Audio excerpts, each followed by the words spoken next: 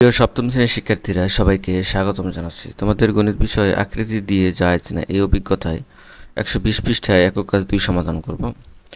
তো এখানে তোমাদেরকে যে কাজটা করতে বলেছে, তো আলাদা রঙের কাগজ দিয়ে একই রকম 3টি ত্রিভুজ কেটে চিত্রের মতো সাজিয়ে নাও। রঙিন কাগজ না হলে সাদা কাগজ দিয়েও কাজটি করা যাবে।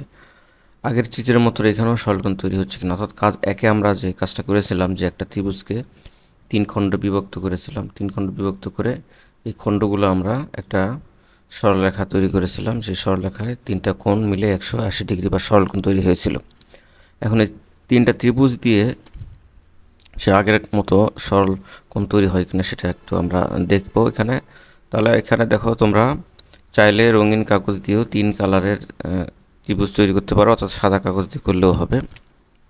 এবং প্রত্যেকটা এখানে তোমরা কালারিং করবা, করে নাম্বারিং করবা 1 2 3 1 2 3 এরকম 3টা কোণ।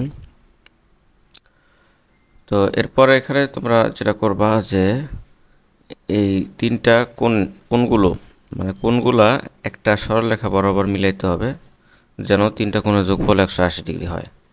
তাহলে এখানে আমি এটা করে দেখাচ্ছি। দেখো, প্রথমটা আমি একটু নিয়ে এসে এখানে বসাই, দ্বিতীয়টা আমরা একটু ঘুরিয়ে তারপরে এখানে বসাবো, মানে এটা মিলানোর জন্য। এরপরে 3 নম্বরটা আমরা এখানে নিয়ে আসি। 3 নম্বরটা নিয়ে আসার পরে আমরা দেখো একটা সরলরেখা তৈরি হয়েছে, এই যে এই সরলরেখা, এবং এই সরলরেখা এখানে কোণটা তৈরি হবে এখানে 180 ডিগ্রি, এবং এই 180 ডিগ্রির মধ্যে এখানে 3টা কোণ আছে, 3টা কোণের যোগফল এখানে 180 ডিগ্রি। তো এইভাবেও আমরা এটা প্রমাণ করতে পারি যে ত্রিভুজের 3 কোণের সমষ্টি 180 ডিগ্রি। তো এখন দেখো, যে চিত্রটা এখানে তৈরি হয়েছে সেটা কিন্তু এখানে একটা ট্রাপিজিয়াম হচ্ছে, এখানে ট্রাপিজিয়াম। তো ট্রাপিজিয়াম মানে হচ্ছে তোমাদের যে চতুর্ভুজের এক জোড়া সমান্তরাল বাহু থাকে। তাহলে দেখো, এই যে এই বাহুটা আর এই বাহুটা সমান্তরাল বাহু। আবার আমরা যদি এই ত্রিভুজটাকে সরিয়ে ফেলি, তাহলে দেখো এটা একটা রম্বস হচ্ছে এখানে, এবং রম্বসের যে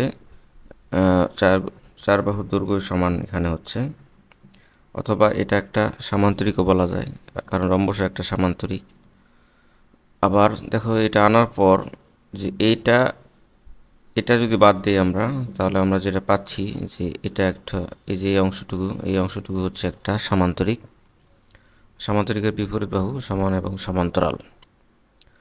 তো এভাবে আমরা ত্রিভুজ 3টা একত্র করে আমরা এভাবে ত্রিভুজের 3 কোণের সমষ্টি যে 180 ডিগ্রি সেটা আমরা প্রমাণ করতে পারি।